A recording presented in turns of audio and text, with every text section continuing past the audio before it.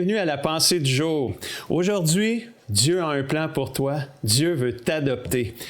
Jérémie 29:11 dans les Écritures nous dit ceci. « Je connais, moi, les plans que je prépare à votre intention, déclaration du Seigneur. Non pas des plans de malheur, mais des plans de paix afin de vous donner un avenir et un espoir. » Et ça, c'est une promesse extraordinaire pour nous, les enfants de Dieu. Dieu a des plans pour nous, des plans de bonheur, des plans de paix pour nous donner de l'espoir. Et un de ces plans-là, faisant partie de ces plans-là, c'est Dieu veut t'adopter. Tu n'es pas arrivé par accident. Ton existence était voulue et permise par Dieu. Et aujourd'hui, je veux déclarer une parole de foi sur ta vie et dire, Dieu a un plan pour toi. Et dans ce plan-là, Dieu veut t'adopter. Il veut que tu changes de famille. Faire partie de sa famille est l'un des plans que Dieu a pour toi. Il veut être ton papa. Pas juste ton père, ton papa. Cette idée d'intimité que Dieu veut avec toi. Il veut faire de toi son chef-d'œuvre. Quand tu deviens un enfant de Dieu, tu changes de famille. Tu deviens un membre de la famille de Dieu. Et l'adoption biblique est un acte de Dieu par lequel il nous fait entrer dans sa famille. C'est vraiment tout un privilège d'être adopté par Dieu. C'est son plan pour toi et moi. Pour ceux qui ne connaissent peut-être pas beaucoup le langage biblique, comment fait-on pour devenir un enfant de Dieu? Mais la parole de Dieu nous déclare dans l'Évangile de Jean au chapitre 1, versets 12 et 13, « Certains l'ont accueilli en parlant de Jésus, la parole vivante de Dieu.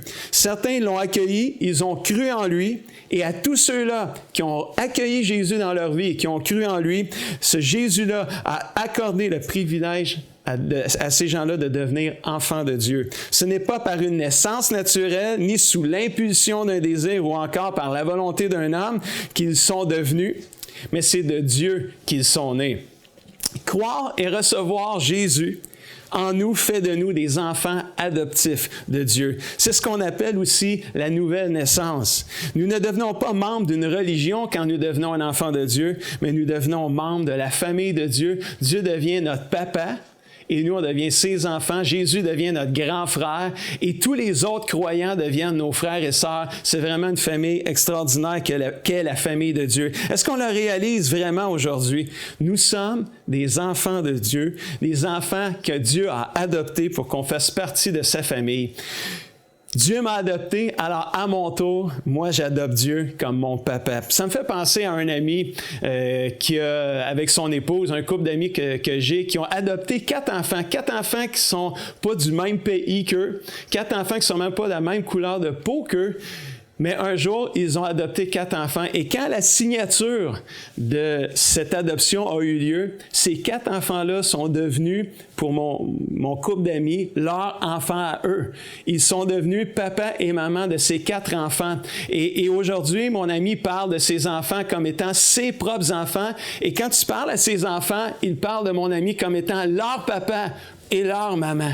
Et c'est vraiment extraordinaire de pouvoir voir que dans la famille de Dieu, c'est la même chose. Quand on devient un enfant de Dieu, Dieu devient notre papa et on devient son enfant. Dieu a un plan pour toi.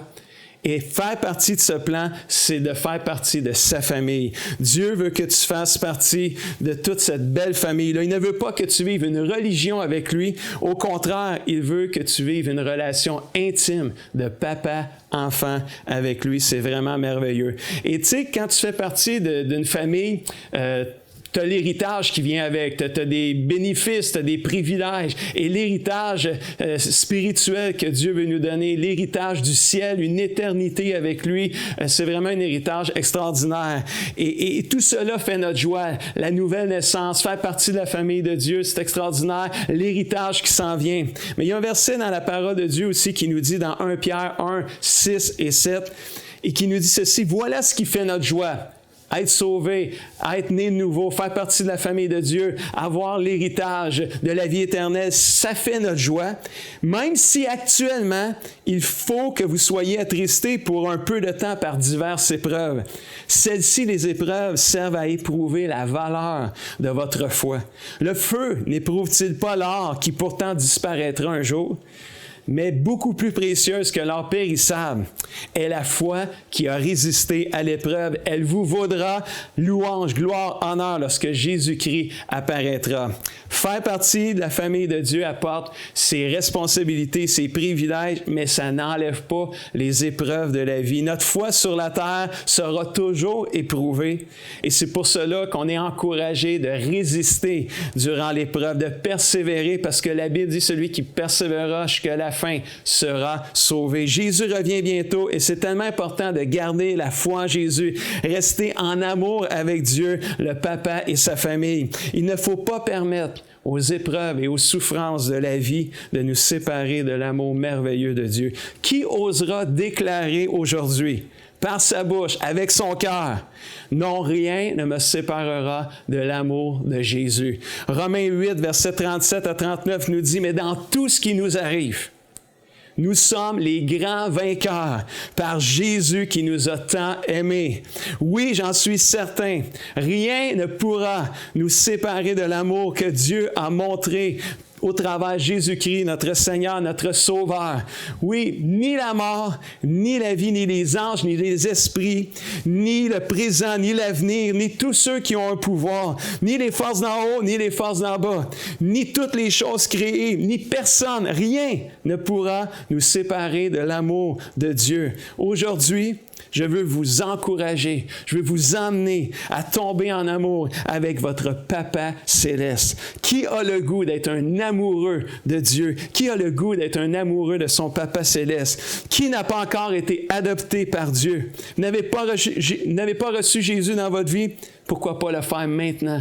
Dites oui à Jésus. Demandez-lui de venir habiter dans votre cœur. Devenez un enfant de Dieu, un amoureux de Dieu, et que Dieu puisse donner votre papa, que vous puissiez avoir une relation intime et personnelle avec lui. C'est ce que je souhaite à chacun parce que Dieu a un plan pour toi. Il veut t'adopter. Dieu vous bénisse.